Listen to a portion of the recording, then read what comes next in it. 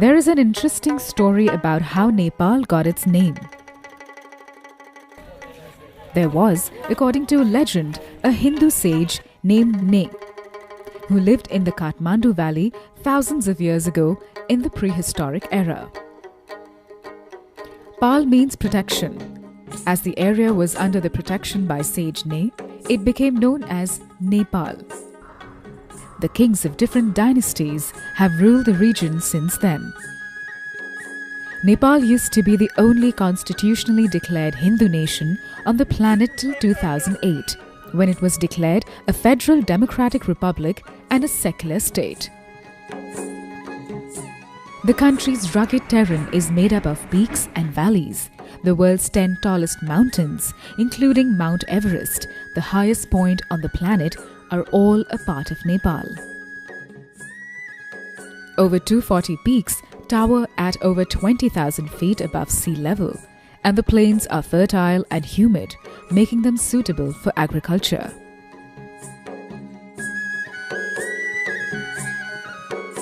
The first people of this land were the Newars, who spoke the unique Nepali Bhasha. They developed a sophisticated urban civilization not seen elsewhere in the Himalayan foothills. Their contribution to art, sculpture, architecture, literature, music, agriculture, and cuisine is evident in Nepal even today.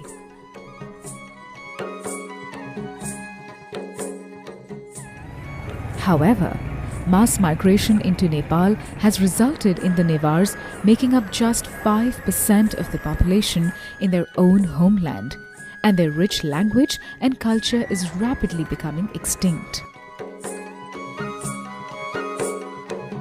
In Nepal today, 81% of the population is Hindu. But they follow a complex combination of Vajrayana Buddhism and Tantric Hinduism, also referred to as Buddha Marg and Shiv Marg. Over a period of time, elements of these two religions have been interwoven into the ancient Bon religion, making a third unique amalgamation called Tibetan Buddhism.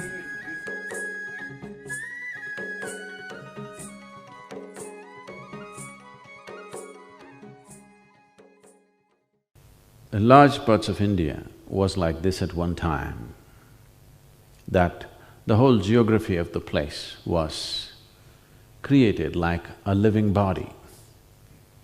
They established, like how in the human body the energy centers are, like this they established these bodies. Many kings sponsored these great adventures of turning their whole kingdom into a spiritual body.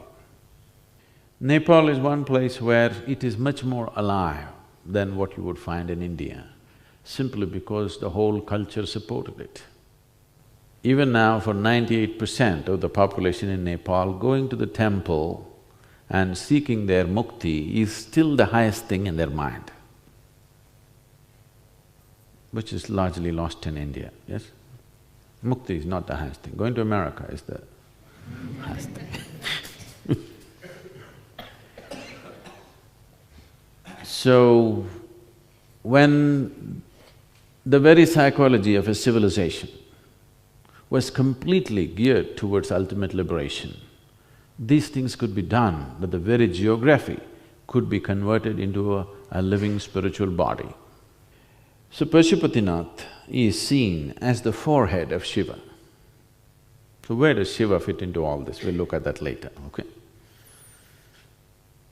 He creeps into everything. How? Why? We'll look at that later. Pashupatinath is seen as the forehead of Shiva, and his body flows, one body to the south, another body to the west, one head, two bodies. These two bodies represent two fundamental systems of Tantra. The southern body is the right hand and the western body is the left hand. When I say Tantra, I am not talking about the Tantra that you're hearing of today. Tantra does not mean unbridled promiscuity. Today, the word tantra evokes all kinds of nasty things in people's minds because most of the information that you know about tantra is rebound from the American shores. Even in India, if you go into any bookstore, most of the books on tantra are written by American authors. That is not the kind of tantra I'm talking about. Tantra means a technique or a knowledge or a certain technology of being able to unmake life and make life again.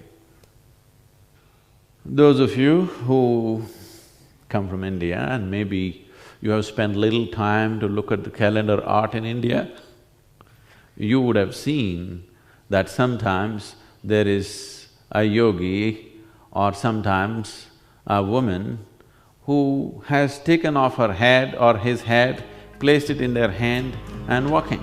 Have you seen this picture?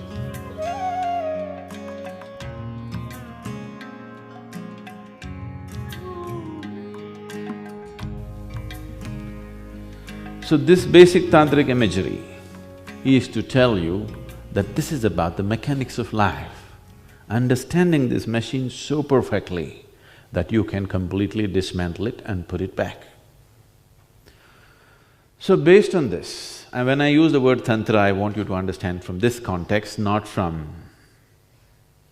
In this context, they created two tantric bodies with one head.